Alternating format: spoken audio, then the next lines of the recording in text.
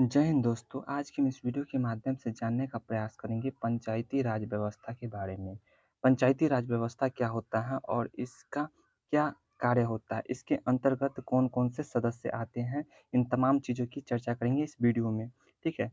तो इससे पहले छोटी-सी एक समझ विकसित कर लेते हैं पंचायती राज व्यवस्था और नगरपालिका के बीच में। स्थानीय स्वशासन के अंतर्गत 2 प्रारूप, 2 निकाय देखने को मिलता है। एक होता है पंचायती राज व्यवस्था और एक होता है नगरपालिका। तो पंचायती राज व्यवस्था जो होता है केवल और केवल गाँव के विकास से जुड़ा होता है। मतलब गाँव स्तर पर या ग्राम स्तर पर कोई भी कार्य करवाना हो तो उसके लिए ज़िम्मेवारी किसकी होती है? पंचायती राज व्यवस्था के अंतर्गत जो भी सदस्य आते हैं, उन तमाम सदस्यों की सहभागिता होता है इसमें। जबकि नगरपालिका जो होता है शहर के लिए होता है, ये शहर के विकास के रूपरेखा को देखता है। मतलब पंचायती राज व्यवस्था के अंतर्गत जो है केवल और केवल गाँव से संबंधित जो भी सरकार की योजनाएँ हैं, जो ग्रामीण स्तर पर जो है वहाँ की जनता के लिए बनाई जाती हैं सरकार के द्वारा, उस योजनाओं को यहाँ के जो सदस्य होता है पंचायती राज व्यवस्था के अंतर्गत जो भी सदस्य आते हैं, उन सदस्यों के द्वारा उन योजनाओं को या उनके द्वारा सरकार के द्वारा जो भी कल्याणकारी योजनाएँ जो उस जनता के लिए बनाई जाती हैं, वो उनसे रूबरू करवाने का कार्य कौन करता है? पंचायती राज व्यवस्था के अंतर्गत कराई जाती है उनके सदस्यों के द्वारा। तो ये रही पंचायती राज व्यवस्था और ये नगरपालिका में अंतर। तो आज हम इस वीडियो में केवल पंचायती राज व्यवस्था के बारे में जानेंगे। तो पंचायती राज व्यवस्था के अंतर्गत जो है क्या देखने को मिलता है? ग्राम पंचायत, पंचायत समिति और जिला परिषद या जिला पंचायत होता है। इन तीनों का कार्य क्या होता है? गाँव या ग्राम स्तर पर जो पंचायत होते हैं उनके विकास कार्य में अपनी सहभागिता देना, उनके विकास से जुड़ा जो भी योजनाएँ सरकार के द्वारा बनाई जाती हैं, ये तीनों के द्वारा जो है उसे संचालित करने का कार्य करती हैं। इसमें ग्राम पंचायत में क्या देखते हैं कि ग्राम स्तर पर सबसे निचली जो होता है वो ग्राम पंचायत होता है। जबकि ब्लॉक स्तर पर कहा जाए तो पंचायत समिति के द्वारा जो चुने गए प्रमुख और उप प्रमुख जो होता है वो ब्लॉक स्तर पर और जिला स्तर पर जो होता है जिला परिषद या जिला प्रमुख के जो अध्यक्ष होते हैं, अध्यक्ष और उपाध्यक्ष होते हैं, वो जो हैं अपनी सहभागिता देते हैं इन व्यवस्था को सुचारू रूप से संचालित करने के लिए।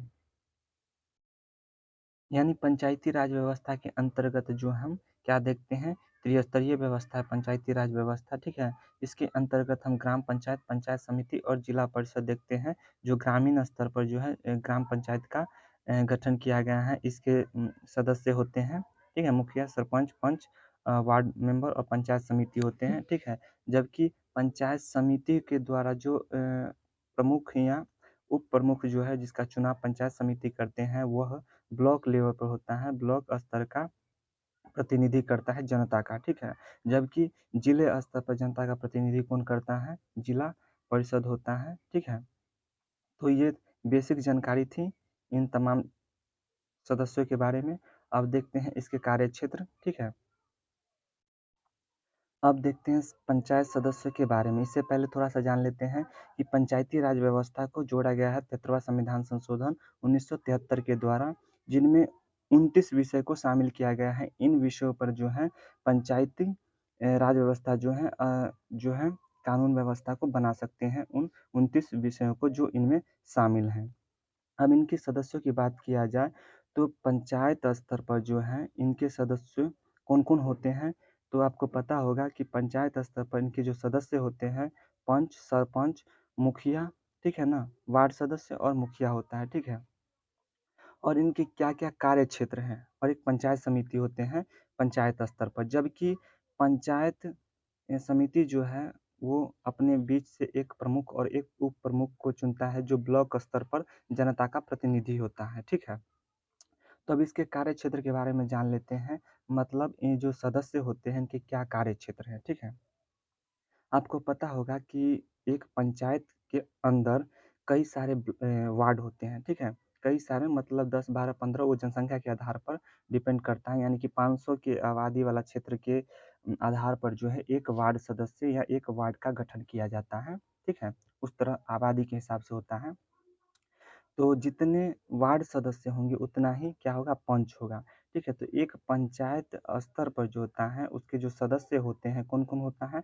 एक वार्ड होगा और उस वार्ड में एक पंच भी होता है, ठीक है? मतलब जितने वार्ड उतने वार्ड सदस्य और उतने एक पंच होगा, ठीक है?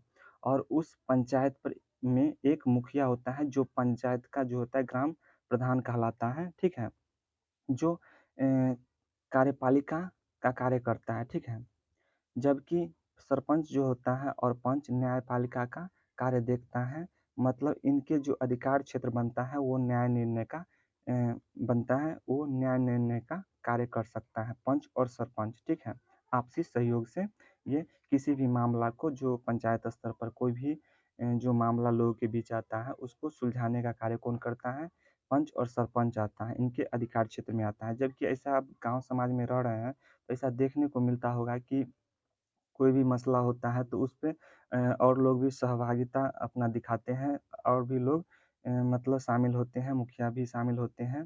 देखिए बात क्या बनता है कि मामला किसी प्रकार निपट जाए इसीलिए लोग सबकी बातों को सहमति देते हैं और किसी प्रकार से मामला सिमट जाए इसके लिए मुखिया भी शामिल हो जाता है तो कोई बड़ी दिक्कत नहीं है।